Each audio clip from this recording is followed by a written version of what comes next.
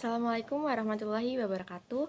Kami dari grup A akan membahas hasil diskusi kami yaitu chapter 16. Sebelumnya terima kasih kepada Bu Sofi selaku dosen pengampu mata kuliah akuntansi keuangan menengah 2. Sebelum memulai pembahasan, izinkan saya untuk memperkenalkan kelompok saya. Kenalin, saya sendiri Anggi Dwi Retsmawati dengan NPM akhir 078. Perkenalkan, nama saya Arini dengan NPM 218. Perkenalkan, saya Syafirani Aditya dengan NPM akhir 156. Perkenalkan, nama saya Rahmadina Kurniasa Fitri dengan NPM akhir 179 program studi akuntansi.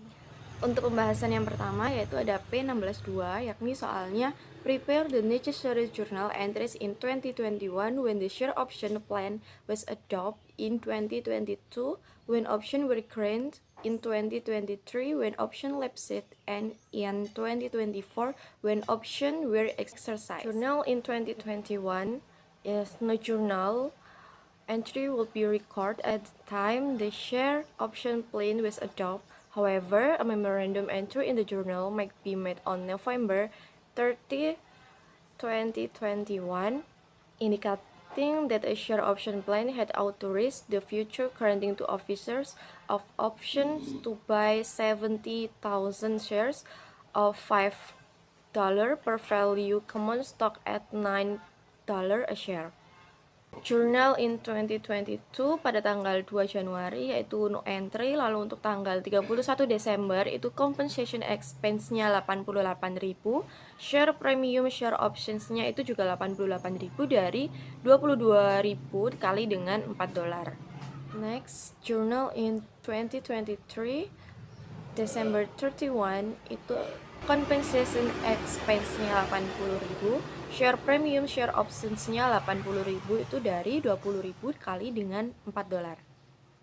Lalu share premium share options-nya 88.000, share premium expired share option-nya juga 88.000. Lalu in 2024 December 31 cash 180.000 dari 20.000 kali dengan $9. Lalu share premium share options itu 80.000 dari 20.000 kali $4.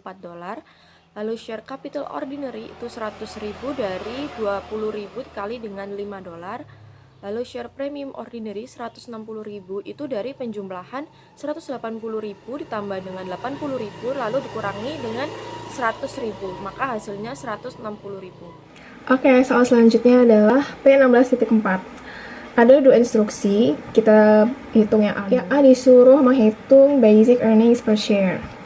Nah, cara menghitungnya adalah net income atau laba bersih itu dikurangi dengan saham preference dibagi dengan average ordinary shares outstanding. Net income-nya udah diketahui yaitu sebesar $1.500.000. Untuk saham preference-nya itu kita harus cari dulu.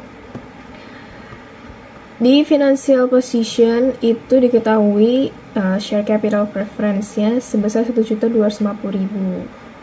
Lalu kita kali dengan 6% yang menghasilkan $75.000. Nah, karena udah diketahui, jadi $1.500.000 dikurangi dengan $75.000 sebesar $1.425.000.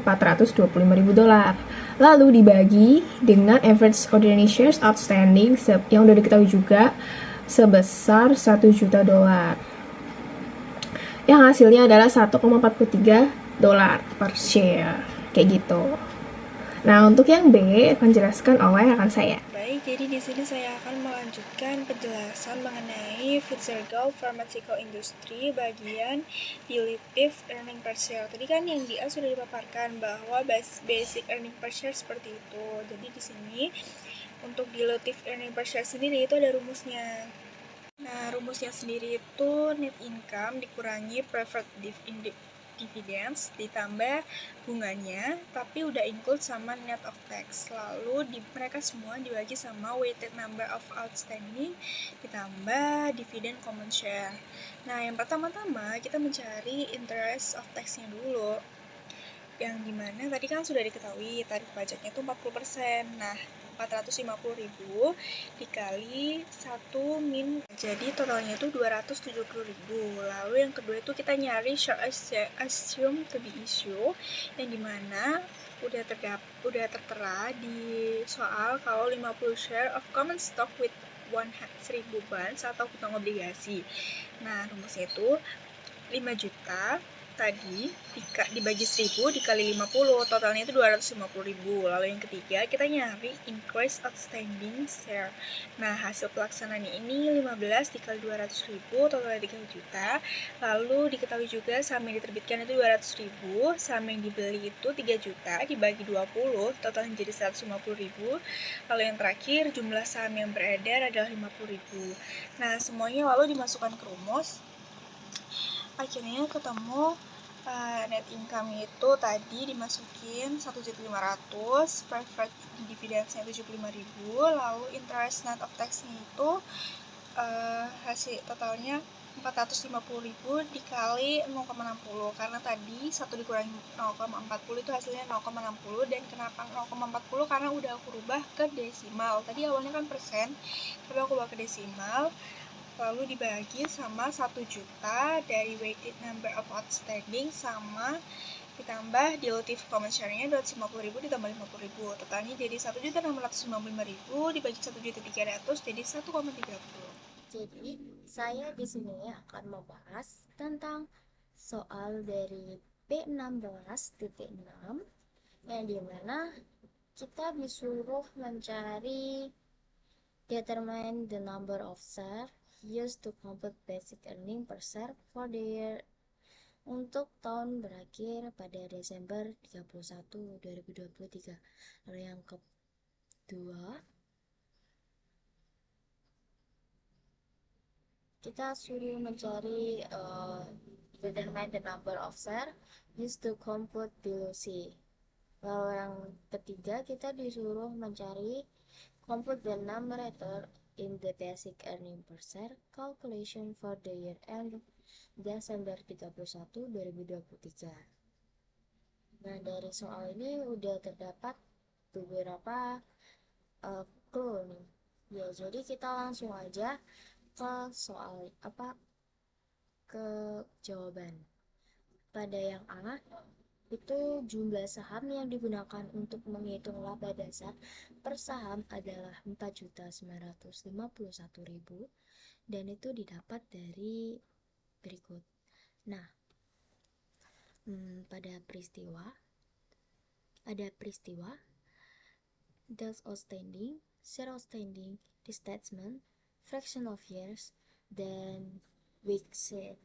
Nah, pada saldo awal pada tanggal 1 Januari sampai 1 April didapat share outstandingnya itu 2.100.000.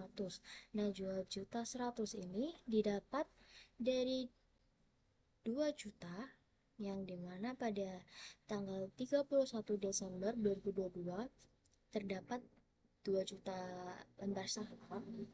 Lalu yang sini kita disuruh untuk mengikuti aktivitas spesifik selama tahun 2023.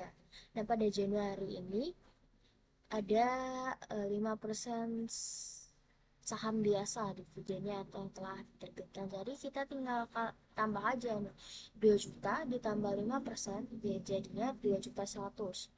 Lalu kita restatement. Nah, dimana restatement ini didapat dari 2-for-1 split saat Juli. Nah, terus untuk fraction of year-nya kita tinggal hitung aja dari Januari kan. Terus habis Januari, Februari, Maret, April. Nah, terdapat 3 bulan. Jadinya 3/12. Dimana week share-nya jadinya 1.050.000. Nah, 1.050.000 ini dapat dari 2.100.000 kali 2 dikali 3/12. Lalu dari konversi saham preferen 1 April sampai 1 Juli didapat 2.520.000. Ya, lalu dikali 2 dikali 3/12 hasilnya 1.260.000. Lalu pada 1 Juli 1 Agustus ada peristiwa share split. Nah, didapat sebanyak 5.040.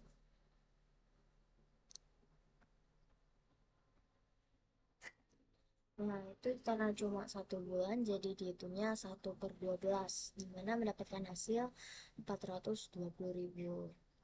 Lalu untuk 1 Agustus sampai 1 November itu diterbitkan saham untuk bangunan. Nah, share outstandingnya didapat 5.340. Lalu kenapa 5.340? Karena tinggal ditambah aja dari spesifik aktivitasnya, ada 300.000 ordinary share, jadi tinggal ditambah. Nah, karena nggak ada street attachment-nya jadi nggak usah. Lalu reflection of years-nya karena cuma 1 Agustus sampai 1 November itu kan 3 bulan, jadi 3/12 hasilnya week share-nya adalah 1.335.000. Dan yang terakhir, pembelian saham Treasure. Jadi perusahaan ini membeli sebanyak uh, dibeli, ya maksudnya dibeli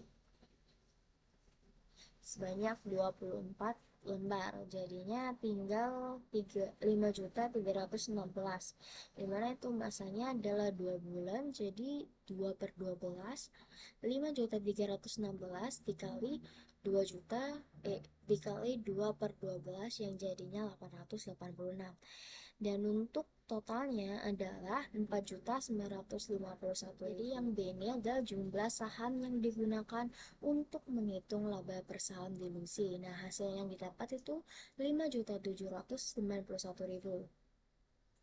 Nah, 5.791.000 ini didapat dari jumlah saham yang digunakan untuk menghitung laba dasar per saham. Nah, itu yang tadi kita hitung yang di pertama, yaitu 4.951.000.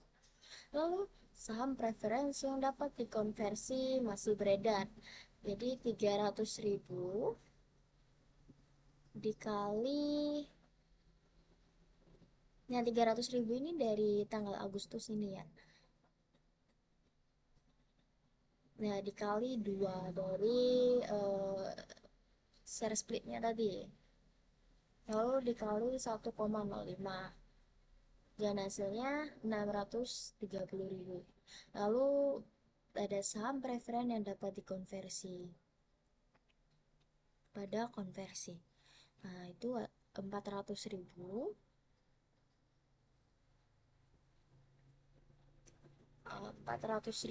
dikali 2 dikali 1,05 dikali 3/12 hasilnya 210.000. Nah, dimana jumlah saham untuk menghitung laba per saham dilusi adalah 5.791.000. Nah, lanjut ke yang C. Yang C ini didapat laba bersih yang disesuaikan yang akan digunakan sebagai pembilang dalam perhitungan laba dasar per saham untuk tahun berakhir pada tanggal 31 Agustus 2023 didapat sebanyak 10.350.000. Nah, dari mana aja? Yang pertama, dari pendapatan bersih setelah pajak yang totalnya adalah 11.550.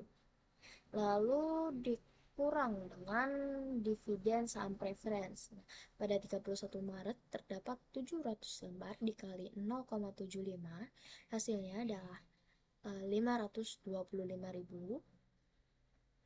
Lalu pada tanggal 30 Juni, 30 September, 31 Desember terdapat 300.000 dikali 0,75 dikali 3, karena ini ada 3, hasilnya adalah 675.000. Dan jika ditotal dari 31 Maret dengan 30 Juni, 30 September, dan 31 Desember itu adalah 1.200.000.